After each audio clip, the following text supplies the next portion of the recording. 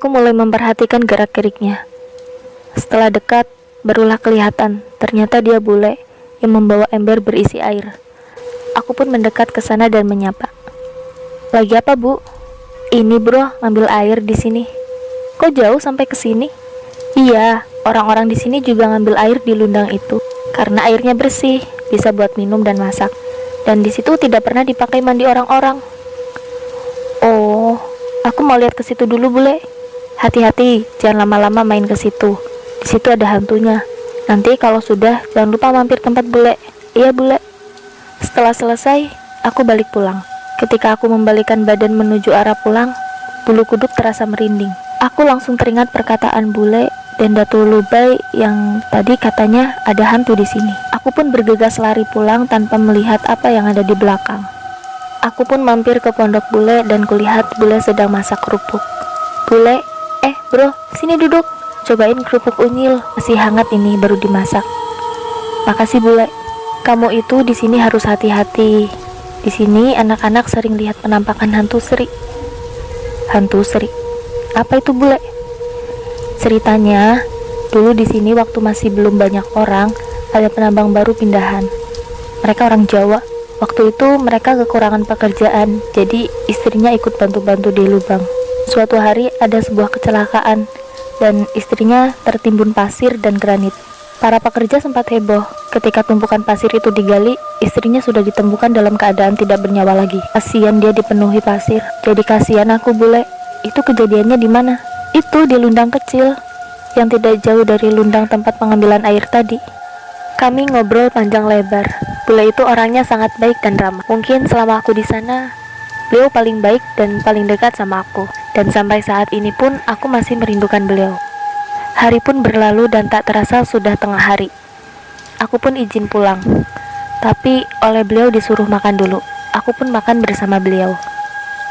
Sesampainya di toko, aku buka pintunya dan mendengar suara tikus di dekat kardus mie. Aku ingat, kata Jali, kalau ada suara tikus teriak, mungkin digigit ular.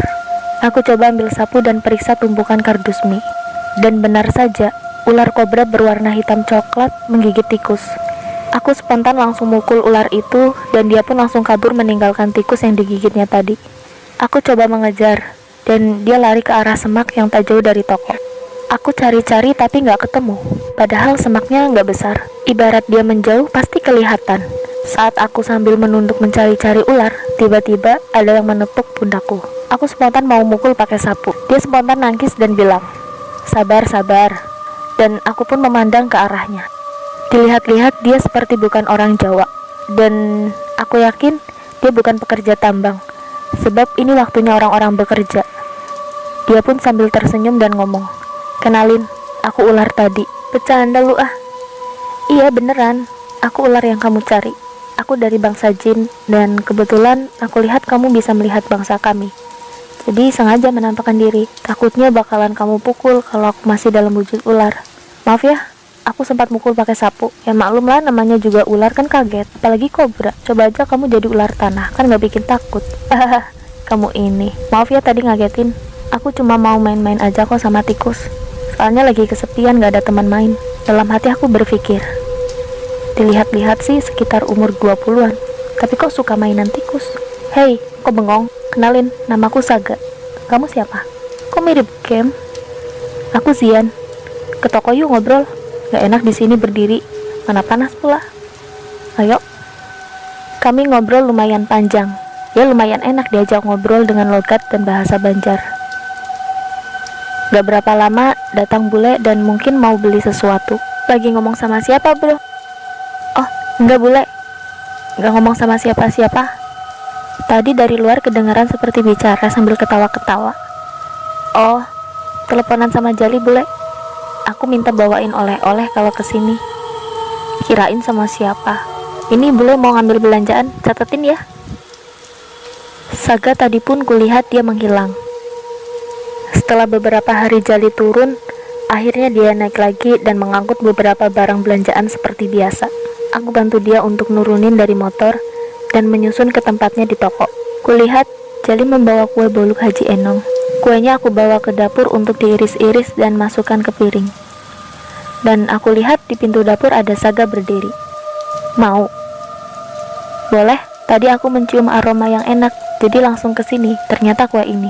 Nih, makasih. Aku kemudian pergi keluar untuk memakannya bersama Jali. Nih untuk kalian yang aliran garis keras, yang dikit-dikit suka bilang bid'ah, syirik, atau musyrik, dan lain-lain, jangan asal menyalahkan adat orang Kalimantan, yang kalau ada bawa atau bikin makanan enak selalu menyisihkan sedikit di piring kecil. Itu bukan sesajen atau persembahan, melainkan sebuah adab dalam bertetangga. Kita tahu bahwa kita hidup berdampingan dengan bangsa jin. Jadi baik bisa melihat atau tidak, biasanya orang-orang dulu hingga sekarang kalau ada makanan enak menyisihkan sedikit sebagai tanda nawarin kepada bangsa jin. Sebab mereka juga kadang tertarik dengan apa yang kita makan. Meskipun mereka tidak memakan apa yang kita tawarin, alias hanya sekedar menikmati dengan cara mencium saja, tapi tidak ada salahnya kan? Setelah sekitar 1 jam, nanti diambil lagi untuk dimakan. Sebab bangsa jin hanya suka menciumnya saja. Jadi, kita makan supaya tidak mubazir. Sore hari aku dengar bule manggil aku untuk ngambil air di seberang sungai itu. Berhubung mereka baru datang kerja, mereka beres-beres peralatan kerja dulu sambil memproses emas di sebuah ludang khusus. Aku pun cepat-cepat mandi di ludang lain yang khusus untuk mandi. Sebab kalau mandi bareng mereka mandinya barbar sampai air jadi keruh. Setelah selesai mandi, aku balik ke toko. Dan tak sengaja, aku lihat ada perempuan ngikutin di belakang aku. Wanita itu berbaju merah. Aku perhatiin ini cewek jangan-jangan yang biasa disebut hantu seri. Setelah aku ngisi air dari jerigen ke drum wadah air mereka, dia lanjut mandi. Dan wanita itu aku lihat masih ngikutin di belakangnya sampai ke lundang pemandian. Aku masih penasaran dengan apa yang bakal dia perbuat. Aku terus memperhatikan dia. Yang tak sadar, aku kelihatannya seperti memperhatikan aku mandi. Kenapa bro, liatin aku mandi? Oh, gak apa-apa. Kalau aja mau lihat ini, sambil buka celana dan ngeliatin anunya ke aku. Aku lalu pergi dari situ dan kembali ke toko dengan perasaan malu. Kok bisa aku gak kepikiran sampai ke sana? Bikin dia salah paham aja. Saat malam tiba, seperti biasa kami nonton TV bareng. Dan tiba-tiba dari arah samping ada yang merangkul bahuku dengan tangan kanannya. Ternyata di sebelah kiriku, aku baru duduk. Maaf lah yang tadi bro. Iya nggak apa-apa. Tadi tuh aku lihat ada sesuatu. Apa? Benjolan punyaku besar kan? Ih, masih aja ya. Iya sorry, bercanda. Sesuatu apa? Ada cewek yang ngikutin, baju merah. Seriusan? Jangan nakut-nakutin. Emangnya kamu dukun kah? Beneran, emangnya harus dukun kalau mau lihat jin? Dan bercanda nah, di sini tuh sering orang lihat cewek baju merah. Biasanya disebut hantu seri. Jangan-jangan itu. Jangan gitulah bro, gak usah nakut-nakutin. Haha, bercanda. Tapi aku serius nih. Udahlah bahas yang lain aja. Kami pun ngobrol hal lain sambil nonton TV. Hingga sekitar jam 9:30 dia bilang mau balik ke pondok karena besok udah mau kerja. Setelah beberapa lama, tiba-tiba terdengar gempar dan salah satu teman pondoknya menghampiri kami yang di tenda TV dan bilang bahwa aku kesurupan. Kami bergegas untuk melihat ke pondoknya. Ternyata benar saja, dia berbaring dengan keadaan tegang, mata melotot tanpa berkedip, dan dipanggil-panggil tidak ada respon. Tapi dia belum kerasukan, sebab yang kulihat saat itu, wanita merah itu sedang menindih duduk di atas perutnya. Kedua tangan aku diinjak oleh kakinya, dan lehernya dicekik. Aku berinisiatif untuk memasukkan wanita itu ke dalam tubuh aku, agar bisa diajak bicara, dan orang lain bisa mendengarnya juga. Ketika dia sudah masuk, dia langsung bangun dari posisi tidur menjadi posisi seperti harimau siap menerkam. Aku coba mendekat, namun ditarik tanganku oleh Jali. Ngapain? Gak apa-apa, sebentar aja. Aku kemudian nyuruh yang lain untuk pegangin kaki dan tangannya. Aku mulai nanya, ini siapa? Ngapain bikin onar di sini? Aku Sri. Aku suka anak ini. Aku mau dia nemenin aku. Jangan sembarangan kamu. Dia teman aku. Jangan macam-macam sama temanku. Segala yang aku mau harus kudapatkan. Setelah itu, aku tiba-tiba ambruk ke lantai dan tak sadarkan diri.